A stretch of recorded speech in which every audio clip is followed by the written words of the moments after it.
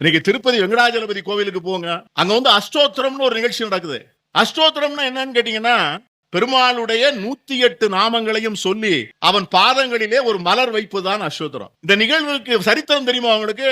அதாவது முதல்ல திருப்பதி